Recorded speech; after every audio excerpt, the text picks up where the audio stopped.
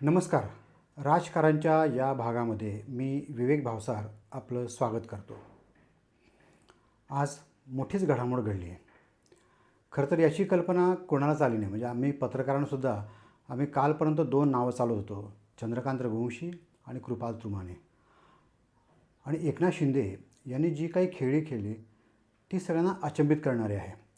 म्हणजे जसं राज्यसभा उमेदवारीच्या वेळी त्यांनी अचानकपणे ज्योती वाघमारे यांचं नाव घोषित केलं, त्याची कल्पनाच कोणाला नव्हती. तसं आजही आम्ही सगळे पत्रकार फेल ठरलो आहोत. मी मूळ मुद्द्याकडे वळतो. एखादी मोठं झाड, आपण समजूया वटवृक्ष, तोडायचं असेल तर आधी त्याच्या फांद्या कापाव्या लागतात, छाटाव्या लागतात आणि नंतर मुळावर घाव घालावा लागतो. एकनाथ शिंदे यांनी उद्धव बाळासाहेब ठाकरे यांच्या शिवसेनेच्या अनेक शाखा, अनेक फांद्या आतापर्यंत तोडल्या. आत्ता रिसेंटली ज्या 6 फांद्या तोडल्या गेल्या, म्हणजे जे 6 खासदार तोडले गेले, जे फोडले गेले, त्याची कल्पना आम्हा पत्रकारांना, सामान्य माणसाला खूप आधीपासून होती. 5 खासदार यांची यादी जवळपास जानेवारी-फेब्रुवारीतच तयार होती. 6वा खासदार जुळत नव्हता. 2/3 बहुमत लागतं. 9पैकी 6 खासदार जाणं महत्त्वाचं होतं, तरच त्यांच्या विरोधामध्ये कारवाई झाली नसती.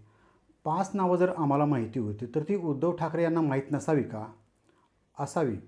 पण त्यांनी त्याकडे दुर्लक्ष केलं. जे होत आहे होणे दो. ज्यांना जायचं त्यांनी जाऊ द्या.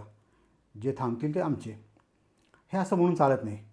तुम्ही पक्षप्रमुख आहात, तुम्ही कुटुंबप्रमुख आहात. तुम्हाला तुमच्या तुमच्या आमदारांची, तुमच्या खासदारांची, तुमच्या नगरसेवकांची काळजी घ्यायला हवी.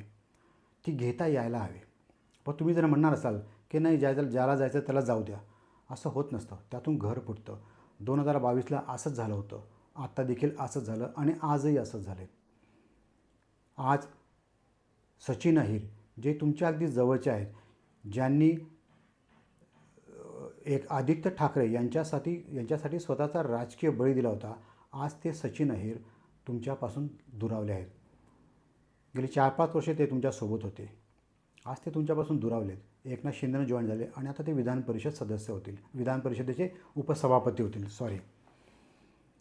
मी पुन्हा म्हणतो आहे की मुळावर घाव घातला आहे. हे झाड तोडायचं आहे. उद्धव बाळासाहेब ठाकरे, शिवसेना, हे जे वटवृक्ष आहे, गेले अनेक वर्षे या राज्यामध्ये तो फोफावला, अनेकांना मोठं केले, फळं दिली. आज ते झाड मरणासन्न अवस्थेत आहे. मुळावर घाव घातला आहे. आणखीन एक मूळ शिल्लक आहे. ते कोण असेल हे तुम्ही ओळखून घ्या. सुनील शिंदे यांनी जे आज म्हटलं की आमच्याच नेत्यांनी आता आत्मपरीक्षण करण्याची वेळ आली आहे, हे तेच सुनील शिंदे आहे ज्यांनी उद्धव बाळासाहेब ठाकरे यांना विधान परिषदेचे सदस्यत्व वतावावे, त्यावेळी ते मुख्यमंत्री होते, स्वतः राजीनामा दिला होता. कालांतराने सुनील शिंदे यांना त्यांनी आमदार म्हणून निवडून आणलं.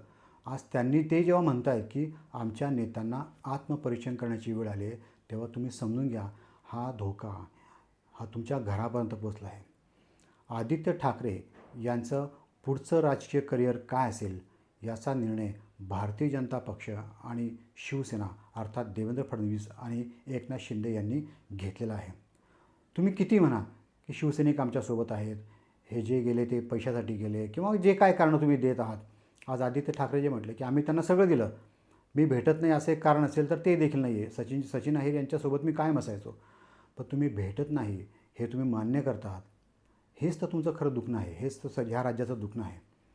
आठवतं तुम्हाला, ज्यावेळी तुम्ही राज्याचे पर्यटन मंत्री होता, तुम्ही वेळ देत नव्हता. लोक तुम्हाला भेटायचे. लोकांना उत्सुकता होती की बाळासाहेबांचा नातू आहे, याच्यासोबत एक सेल्फी घेऊ द्या. तुम्ही लांब पडायचे. तुम्ही लोकांना भेटत नव्हते. कधीतरी तुम्ही पक्ष कार्यालयात गेले तर पक्ष कार्यालयाच्या बाहेर तुमचा एक जवळचा पत्रकार मित्र दारावर उभा राहायचा, पहारेकरी करायचा आणि तो ठरवायचा आदित्य ठाकरे यांना कोणी भेटावं. असं असेल, तुम्हाला जर सामान्य माणसाला भेटण्यापासून जर रोखलं जात असेल तर कसं होणार? आणि मी नेहमी म्हणतो की जो नेता पत्रकाराला सल्लागार नेमतो त्या नेत्याचं राजकीय भवितव्य 100% बुडतं. आज ना उद्या तुमचं भवितव्य देखील खड्ड्यामध्ये, अंधारामध्ये आहे. 6 खासदार सोडून गेले, त्यानंतर उद्धवजी बाहेर पडलेत. आज ते त्या मतदारसंघात फिरत आहे ज्या मतदारसंघातले खासदार एकनाथ शिंदे यांना जॉईन झाले आहेत. पण ते एकनाथ शिंदे यांना जॉईन का झालेत याचा कधी विचार केला आहे का? ही तक्रार अगदी खरी आहे की तुम्ही त्यांना भेटत नाही. उद्धवजींची तब्येत बरी नसते, ठीक आहे, आपण समजून घेऊया. तुमचं काय? आदित्यजी, तुम्ही जर कार्यालयात 2 दिवस येऊन बसलात, लोक तुम्हाला भेटतील. लोकांना बरं वाटेल की आदित्य ठाकरे आपल्याला भेटत आहेत, आपल्या समस्या ऐकून घेत आहेत. काम हो न हो, नेता आपल्याला भेटतो यामध्ये यात सगळ्यात जास्त सुख असतं. आणि तो कार्यकर्ता जाऊन सांगतो की बघा, मी आदित्यजींना भेटलो, मी उद्धवजींना भेटलो. तो फोटो काढतो, तो दाखवतो 10 लोकांना, मी यांना भेटलो. हे समाधान असतं. काम होतो नाही होत. आज तुम्ही विरोधी पक्षात आहात, तुमचं काम होणं शक्य नाही आहे.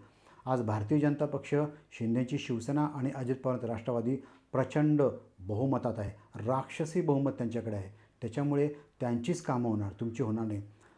3 महिन्यापूर्वी जेव्हा तुम्ही खासदारांना तुमच्या बंगल्यावर बोलवतं, त्यावेळी विदर्भातले संजय देशमुख तुम्हाला म्हटले होते की मला एकनाथ शिंदे साहेबांनी 20 कोटी दिले कामासाठी. तुम्ही काय दिलं? तुम्ही काही देऊ शकत नव्हता, कारण तुमच्या हातात सत्ता नव्हती. पण तुमच्या हातात सत्ता होती तेव्हा तरी तुम्ही काय केलं? तुम्ही या लोकांना कधी जवळ केलं? कधी विचारलं तुमच्या मतदारसंघात काय काम आहेत, तुमची काय अडचणी आहेत? कधीच नाही. मातोश्रीची दारं सर्वसामान्य शिवसैनिक आणि आमदारांना देखील बंद होती, बंद आहेत. आता बाहेर पडून काय उपयोग आहे? बैल गेला आणि झोपा केला, आपण असं म्हणतो, तसं झालं तुमचं. तुम्ही आता मतदारसंघात जाऊन किती जरी बोललात, काही जरी बोललात, तरी देखील त्याचा फार फरक पडणार नाही. उद्धवजी, लक्षात घ्या की तुम्ही मुंबई महापालिकेमध्ये फार फिरू शकला नाही. अगदी मोजक्या ठिकाणी तुम्ही सभा घेतल्या, कारण तुमचं लक्ष फक्त मुंबई महापालिकेवर. राज्यात तर तुम्ही कुठेच फिरला नाही. लोकांना भारतीय जनता पक्षावरती राग होता. त्यांना भाजपला स्पष्टपणे बहुमत द्यायचं नव्हतं. म्हणून तुम्हाला न मागता 60पेक्षा जास्त जागा दिल्यात. आज तुमच्या शिवसेनेचे नगरसेवक काय करत आहेत? खरं म्हणजे एवढी मोठी ताकद आहे. भारतीय जनता पक्षाला आणि एकनाथ शिंदेच्या शिवसेनेला सळो की पळो करून सोडायला पाहिजे होतं. पहिल्या पावसामध्ये मुंबई बुडते, रस्ते बुडतात. काय तुमचे शिवसैनिक करत आहेत? काय तुमचे नगरसेवक करत आहेत? असंच जर राहिलं तर तुमचे नगरसेवक देखील आज ना उद्या शिंदेंकडे जातील. खरं तर खासदार फुटले त्याचवेळी आमदारांना देखील फोडण्याचा, त्यांचं देखील ऑपरेशन टायगर करण्याचं प्लॅनिंग होतं. त्यात काही तांत्रिक अडचणी आल्या,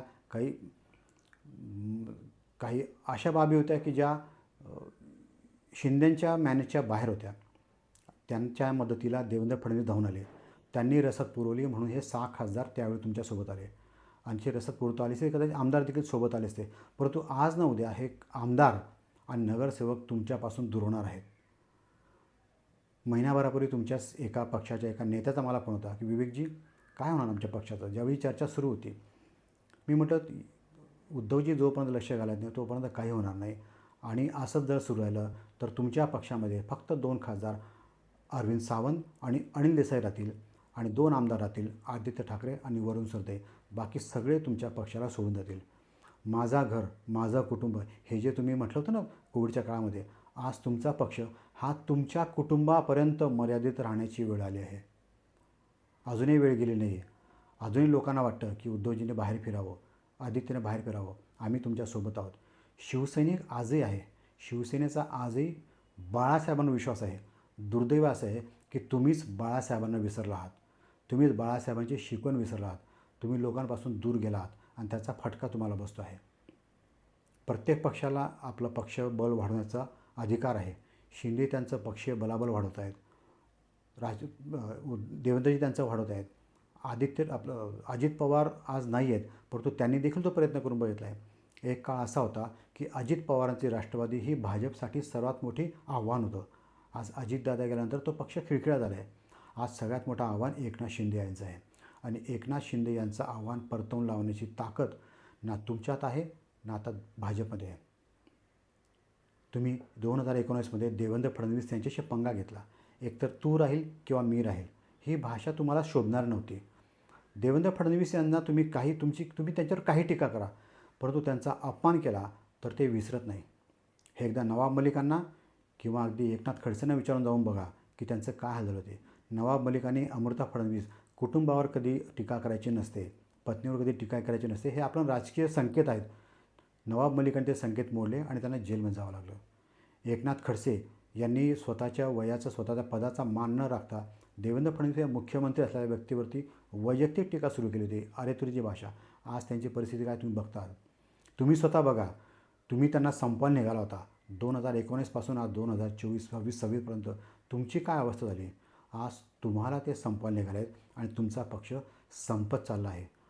2029पर्यंत तुमचा पक्ष शिल्लक राहील की नाही अशी आज भीती वाटते. धन्यवाद.